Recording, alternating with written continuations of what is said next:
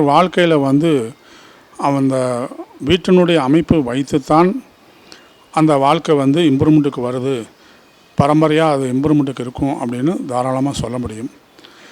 ஒரு வீட்டில் 75 வருஷம், 100 வருஷம், 120 வருஷம், 150 வருஷம்லாம் அந்த வீட்டில் இருந்து மேன்மைக்கு வருவாங்க. இந்த வீட்டுக்கு வந்த வாட்டி நான் இம்ப்ரூவ்மெண்ட்டுக்கு வந்தோம்பாங்க. அதுக்கு காரணம் இந்த வீட்டில் 2-3 தலைமுறையாக நாங்கள் இருக்கிறோம்பாங்க. மேன்மைக்கு வந்தோம், இதெல்லாம் சொத்து வாங்கணும் அப்படிம்பாங்க. இதுக்கு காரணம்னா அவங்க ஜாதகமும் அவங்க வீடும் தான் காரணம். அதே வீடு சரியில்லை அப்படின்னா ஒரு வீட்டில் போய் இருந்தால் அவங்களுக்கு ஆப்ரேஷன் நடக்கிறது, வவுத்தில் ஆப்ரேஷன் நடக்கிறது, உடலில் வேறு இடத்துல ஆப்ரேஷன் நடக்கிறது, குடும்பத்தில் சண்டை சச்சரவு வர்றது, பொருளாதார இழப்பு ஏற்படுறது, துன்பங்கள் சேர்றது, செய்கிற தொழிலில் நலிவு ஏற்படுறது, இதனையும் வாஸ்து கோளாறுகள் ஏற்படும். ஜாதகத்தில் 10 இடத்துல போய் ஜாதகம் பார்த்தீங்கன்னாலும் ஜாதகக்காரர் நல்லா இருக்குன்னு சொல்லிடுவார். ஏன்னா அவர் ஜாதகத்தை தான் சொல்ல தெரியுமே தவிர வாஸ்தை சொல்ல தெரியாது, பார்க்க தெரியாது. அப்போ வாஸ்து முற்றிலும் தவறானது இருந்தால் அங்கே ஜாதகம் வேலை செய்யாது. இறைவனடியே போய் கேட்டீங்கனாலும் இறைவனுக்கும் அதை சொல்ல தெரியாது. யாரிடையும் மூலியமாக அந்த காமிச்சுக்க தருவாரே தவிர மற்ற சொல்ல மாட்டார்.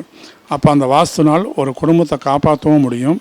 2-3 தலைமுறைக்கு இருந்து வாஸ்துனால் மேன்மை கொடுத்து பல சொத்துக்கள் வாங்கி மேன்மை கொடுத்து இம்ப்ரூவ்மெண்ட் பண்ணி கொடுக்கவும் முடியும்.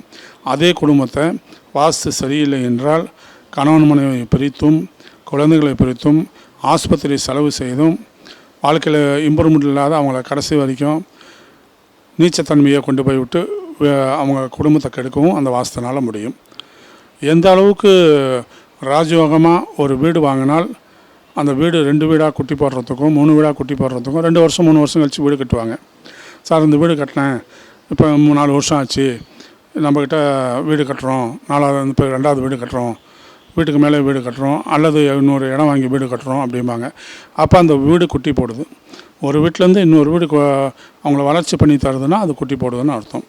அப்போ ராஜயோகமாக சாஸ்திரப்படி வீடு அமைத்தால் ராஜயோகமாக இம்ப்ரூவ்மெண்ட்டுக்கு வரலாம். இந்த மாதிரி தமிழ்நாடு ஃபுல்லாக செய்து ராஜயோக வாஸ்து சாஸ்திர பிரகாரம் மக்களை வாழ வைத்து தமிழ்நாடு ஃபுல்லாகவுமே ராஜயோக வாஸ்து அப்படின்னு இந்த வாஸ்து சாஸ்திர பிரகாரம் நம்ம செஞ்சு கொடுத்துருக்கோம்.